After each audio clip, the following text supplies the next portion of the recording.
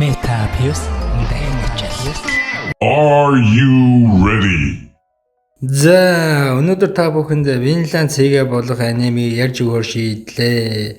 Түүхэн акшн сэтгэл зүүн драм төрлийн аними маа гарч ирсэн он 2019 онд гарч ирсэн. Гол сэдв нь болохоор викингүүдийн амьдрал өшөө авах. Тэгээд амьдралын утга учирыг талаар гардаг. Өнөөдөр та бүхэнд ярьж өгч байгаа үйлрэл бол 1-р үйлрэл нь бөгөөд 24 ангитай юм аа. 2-р үйлрэл нь болохоор 2003 онд гарсан. Хэрвээ энэ 1-р үйлрэлд ажгүй хандлт авах юм бол яг уу яриад өгж болно. Хандлт маа бол ярихгүй шүү. Эхэндээ Тор гэдэг нэг баатар ах гарч ирнэ. Тэр 1987 он Тор Кэл гэдэг өөр нэгэнтэй хамт байлдаж байгаа. Хоёулаа бүгдийг нь ялж байна. Бүр үйдэд байгаа юм шиг Тор бүр за болидо гэж хэлээд алчхаад сэлээд яваад өгнө. Хэдэн жилийн дараа тэр гэр бүлтэй хүүхэдтэй ямтай сайхан амьдарч байла тал нутагта. Нэгэн өдөр хашаан дээр нэг боол хүн ирж daarаад өөхөх шахаж байхад Тор түүнийг чөлөөлөх гэж хитрхи их мөнгө өгнө. Энэ тэр сайн хүн гэдгийг харуулж байгаа эсэг юм. Тэр маш хүчтэй олон хүнийг ялж чадахч бас сайхан сэтгэлтэй. Дараа нэг усан онгоц ирээд Торыг дуудаж байна. Флок гэдэг хуучин дайныхын найз нэрсэн. Тэр англитай дайн хийх гэж байгаад бол Торыг дуудаж авч явах гинэ. Гэхдээ Тор явахгүй гэдэг тэр Флокийг түүний шантаажлж явуулна. Аймаг нь харин баяртай байгаа. Яагаад гэвэл тэр дайн хийх дуртай. Харин Тор өөрөө сэтгэл дундуур л байдаг.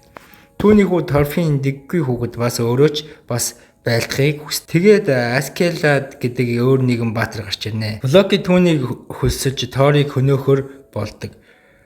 Тор өөрийнхөө нөхдөдөө далаагаар явж байгаад өрхөнд ортдог юм аа. Тэр хүүдээ хутга өгөөд өөрийгөө хамгаалах хэрэгтэй гэж хэлдэг. Тор өөрөө тэдэн рүү дайраад бүгдийг нь ялна. Нэг хүн галзуу мөөг идээд хүчтэй болдогч Тор түүнийг амархан ялна. Дараа нь Тор Аскелад хоёр тулаан хийн. Аскелад ч бас хүчтэй Торд дийлдэнэ. Гэтэл нэг хүн Торфиныг барьцаалж Аскелад тушаалаар ном сумчид Торыг харваж алчдаг.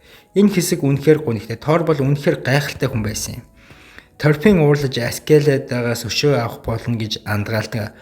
Одоо тэр Аскелагийн дагаж явж байгаа ганцаараа амьдрах хэрэгтэй бол нэг удаа тэр унтаж байгаад Аскеладыг алах гэж оролдогч чаддаггүй. Маргааш нь дүвэл дуудаж байлдана. Гэхдээ ахаад л ялагдана. Тэр багаар амьдрах тулдах аргыг сурч байна.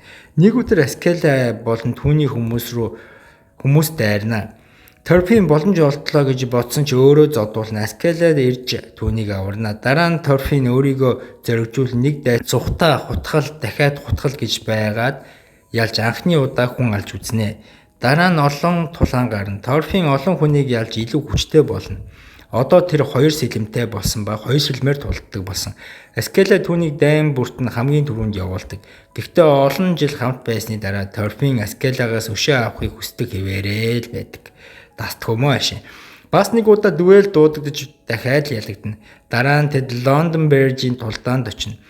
Тор Кэл дахиад гарч ирнэ. Аскела Торфиныг тийш явуулна. Торфин шууд дайрч Тор Кэлийг алах гэж ордно. Гэтэл Тор Кэл түүний гар хоосон бариад ялчихна. Торфин өөрийгөө Торын хүү гэж хэлнэ. Тор Кэл түүнийг танино. Гэхдээ илүү их юм асуухаас нь өмнө Торфин зүхтаана. Тулааны дараа Аскел Принц Канют Тор Кэлийг барьсан гэдгийг сонсноо. Тэгээд тэрнийг аварч хаантай нь тохиролцоо хийхээр шийднэ. Тэд баяжхыг хүсэж байгаа юм аа. Торфиныг илгээж тэр гүнг аварч авчирнаа. Ингээд түүх цаашаа үргэлжлэнэ. Тор Кэлээ тэднийг дагаад ирж байгаа болохоор тэд далаагаар зүхтагаад Вейлээс очино. Торфин одоо Принц Канютыг хамгаалах үүрэгтэй болдгоо. Энэ хугацаанд Торфин Канют хоёр хоол хийгээд хамт байгаад найзуучиг болж эхэлнэ. Хөөхөн нөхөрлөл үүсч эхэлдэг. Гэхдээ Тор Кэл тэднийг дагаад л байж байгаа. Тэд гүүрийг нь эвдэж араас нь эрхийг нь удаашуулах гэж оролцсон ч Тор Кэл холоос жаш хидээд 3 хүнийг нэг дорн цоолж алчихна. Аскелад мэдэрч эхлэн түүний хүмүүс одоо түүнээс нүүр буруулж магадгүй Азан дуусч байгаа юм шиг байгаа юм. Тэгээд Аскела өмнө нь гарч гүнг булаах гэж байгаа хүмүүсийг нь алж эхэлдэг. Торфин болон нэг том биетэй ах хамт гүнг аваа зүхтнаа. Тор Кэлч мөн тулдаанд хурж ирчихсэн байдаг. Торфин юу болоод байгааг ойлгоцоход эргэж очино. Яагаад гэвэл Аскеладыг хинч алж болохгүй. зөвхөн торфин л эрэхтэй гэж боддог. Энэ л түүний гол зорилго юм. Аскеле өгөх гэж байгаа. Түүнийг олон сум харваж байна. Гэхдээ яг дуусгахын өмнө Торкел ирж амжин. Торкел тэдэнтэй тулдахыг хүсч надаас урвж байгаа юм үгүй шүү. Намайг ял гэж дайрна. Тэгээд бүгдийнх нь хариуг өгнө. Гэтэл торфин бас ирнэ. Торкел түүнийг хараад гинэт баярлана. Яг л 2 жил алга болсон хайрцагтайгаа уулзаж байгаа юм шиг. Тэгээд морь руу шууд Шорквин гэж зохино. Дараагийн хэсэг дээр 3 гол дүрийн зан ааш сайн харагдана. Торфин тулдаж чаддаг болчихсон. Тэр хідэн зохилт амжилттай хийж хүмүүс хүртэл гайхаж байна. Гэхдээ Торкел түүний хөлөөрөө өшөглөөд бүр нөгөө тал руу шидчихнэ. Тэр том ах уурлаад гүнгийн хажууд байгаа бүх хүнийг алж эхлэн. Гэтэл гүн гинэт хайр гих зүйл ойлгосон юм шиг болж аимхай байсан хүн чинь гинэт зоригтой болж өөрчлөгдчихнө. Нарийн үчиг нь тайлбарлаагүй ч учир нь кино их урт. Энэ хэсэг надад ч бас сайн ойлгогдоогүй яагаад гэснийг нь. Гэхдээ харахад тэр цаашдаа чухал дүр болох бололтой. Торфин гар тулдааны үеэр бүр бичгсэн. Гэхдээ Торкел сайхан сэтгэлтэй учраас тулдаанаа дүр зогсоодог. Тэгээд Торфин аавынхын талаар ярьж өгнө. Тэр үед Тор эрт үед викингүүдийн анхлагч байсан бөгөөд Торкел бол Торын ах. Тэгэхээр Торкел Торфин хоёр хамаатан байж таарна. Дараа нь тулдаан үүслэн Торфин ялагдаад байж байдаг гудамжны тоглоомд ялж байгаа юм шиг зодуулж эхэлнэ. Аскелед түүнийг дасгалжуулан Торфиныг жүжиглэж байгаа юм шиг хурамчаар шархацсан дүр эсгэн. Тэгээд Торкелийг анхаарлыг нь сарниуж ирүүр рүү нүшиглөөд унагаснараа ялнаа.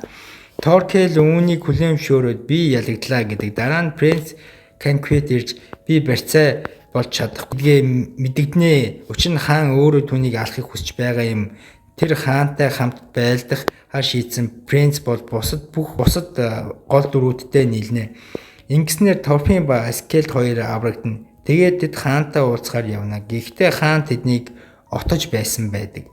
Бүр ил тод. Хаан хэлэхдээ дитэн өөрийн гисэн ухаантай Канквитийг хүсэхгүй байгаа гэж хэлнэ. Тэгээд хүмүүс нь гинэд гарч ирэн. Хаан Канквитэд 2 сонголтыг өгнө. Цөллөг эсвэл яг одоо өгөх гэдэг.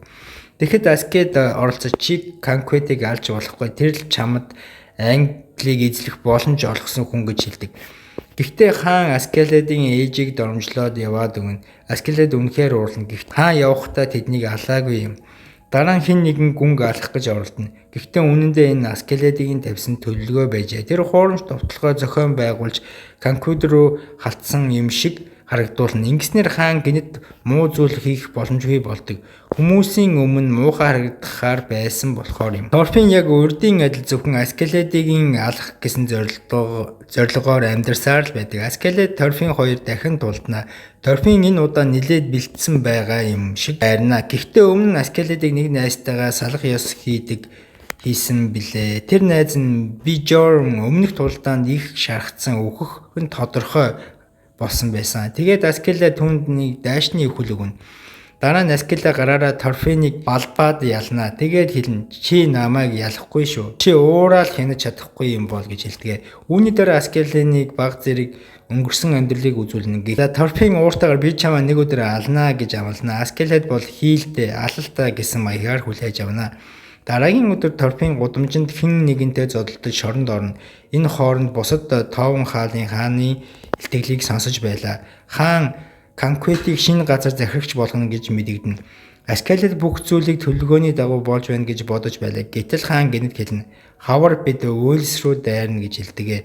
Аскелед чи Уэльсийн гаралтай тэрний хамгийн том зорилго Уэльсийн хамгаалах байсан. Тэгээд тэр шоконд орно. Хаан үүнийг анзаарч түүнийг урагшаа дуудаж ирүүлээд Аскеледээс гуйж эхэлнэ. Уэльс рүү бүү дайраач хаан түүнийг дуудаж ирээ шивнэн чи нэгийг нь аварч чадна. Уэльсийг үү Канквитийг үү гэж хэлдэг маш зөв.